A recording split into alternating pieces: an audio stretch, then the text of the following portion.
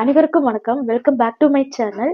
இன்றைய பதிவுல நம்ம என்ன பார்க்க போறோம்னா, நம்முடைய அவசர தேவைக்காக வீட்டில் இருக்கின்ற நகைய அடகு வைத்து, பின்னாடி அத மீட்க முடியாமல், அதுக்கு வட்டியும் கட்ட முடியாம, இல்லைனா சம்பாதிக்கிற பணம் பாதி அதுக்கே போய்விடுது என்று கவலைப்படுபவங்களுக்கு இந்த பதிவு ஒரு வரப்பிரசாதமா இருக்க போகுது. அதனால பதிவ ஸ்கிப் பண்ணாம முழுமையாக பாருங்க. இப்ப வாங்க பதிவுக்குள்ள போகலாம். கடன் பிரச்சனையினால் அவதிப்படுபவர்கள் எவ்வாறு அதிகமாக இருக்கிறாங்களோ, அதே போன்று அடகு வைத்த நகைய மீட்க முடியாமல் அவதிப்படுபவர்களும் ஏராளமானோர் இருக்காங்க. பேங்க்ல இல்லைன்னா தனியா எங்கேயாவது ஃபினான்ஸ்ல அடகு வைத்த நகைய மீட்க முடியாமலும், அதற்கு வட்டி கட்ட முடியாமலும் கஷ்டப்பட்டு சம்பாதித்து சேர்த்து வாங்கிய பணத்துல ஆசையாக வாங்கிய நகைகளை கூட இழந்தவர்கள் அதிகமாக இருக்காங்க. இப்படிப்பட்ட கடன் பிரச்சனை, நகையை மீட்க பிரச்சனை என தவிப்பவர்கள் இந்த ஒரு எளிமையான வழிபாட்டினை செய்வதனால் நல்ல ஒரு தீர்வினை நம்ம பெற முடியும். அதாவது வழிபாடுகளில் மிகவும் சக்தி வாய்ந்த வழிபாடாக சொல்லுவது பைரவர் வழிபாடும், துர்க்கை வழிபாடும் தான். அதாவது பார்த்தீங்கன்னா, இந்த தெய்வங்கள் உக்கிர வடிவம் கொண்டு இருந்தாலும் பக்தர்களாகிய நம்மை காத்து நம்முடைய கஷ்டங்களை போக்குவதற்காக உடனடியாக ஓடி அருளக்கூடிய தெய்வமும் இவங்களே தான். செல்வம், நிதி, பகை, தடை இந்த மாதிரி தொடர்பான பிரச்சனைகள் நீங்குவதற்கு இந்த மாதிரி தெய்வங்களை வழிபடுவது ரொம்பவும் நல்லது.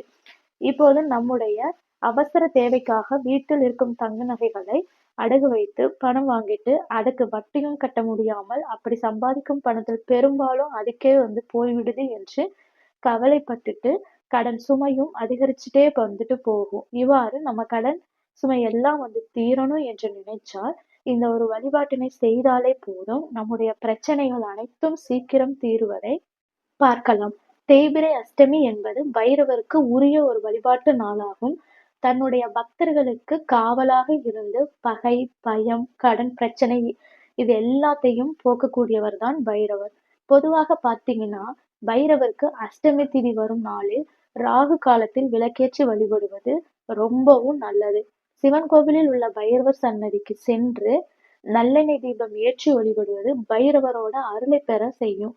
அதாவது 2 முறை அஷ்டமி திதி வருதுங்க. இவற்றில் தொழில் வளர்ச்சி, வாழ்க்கையில முன்னேற்றம் அடைவது, வீடு கட்டணும் என்பது போன்ற விஷயங்கள் அனைத்தையும் நடக்க வேண்டும் என்றால் நம்ம வளர்பிறை அஷ்டமி நாளன்று கால பைரவருக்கு விளக்கேற்றி வழிபடலாம்.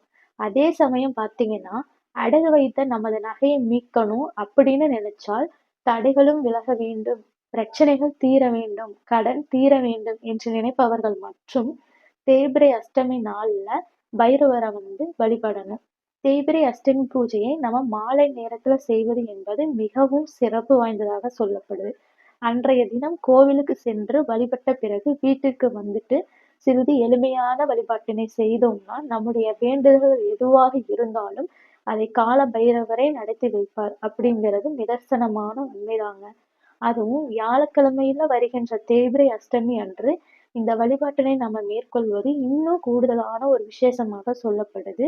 இந்த தேய்பிறை அஷ்டமி குரு பகவானுக்குரிய வியாழக்கிழமை அன்று வந்தா குரு பகவான் மங்கள காரியங்கள் நடப்பதற்கும் ஞானத்திற்கும் காரணமான கிரகம். இவருக்குரிய நாளுடன் இணைந்து வரும் தேய்பிறை அஷ்டமி அன்று நம்ம மாலை 6 மணிக்கு மேல வீட்டுல விளக்கேற்றும் போது அங்கு விளக்கு ஏத்துகின்ற எண்ணெயில் சிறிதளவு மஞ்சத்தூளை நாம சேர்க்க வேணும்.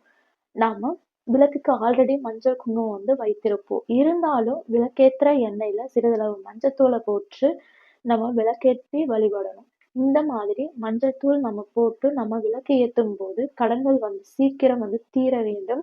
அடகு வைத்த மீட்க முடியாம இருக்கும் நகையை நாங்க சீக்கிரமா மீட்க வேண்டும் எனவும், கடனாக கொடுத்த பணம் சீக்கிரம் எங்க கைக்கு சேரணும் என்றும், இந்த மாதிரி என்ன நம்ம வேண்டுதல் என்ன இருந்தாலும் அதை வேண்டிக்கிட்டு இந்த விளக்க நம்ம ஏத்தணும்.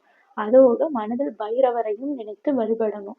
இவ்வாறு இந்த வழிபாட்டினை நம்பிக்கையுடன் செய்து வந்தால் சீக்கிரமாக நம்முடைய வேண்டுதலானது நிறைவேறி கஷ்டங்கள் விலகுவதை நம்மளே நம்ம கண்குளிர பார்க்கலாம். இது ஒரு எளிமையான வழிபாட்டு முறைதான். எனவே யாரும் தவற விடாமல் இந்த ஒரு வழிபாட்டினை செய்து கஷ்டங்களை போக்கி நன்மையினை நம்ம பெற்றுக்கொள்ளலாம். இந்த பதிவானது உங்களுக்கு பிடிச்சிருக்குன்னு நினைக்கிறோம்.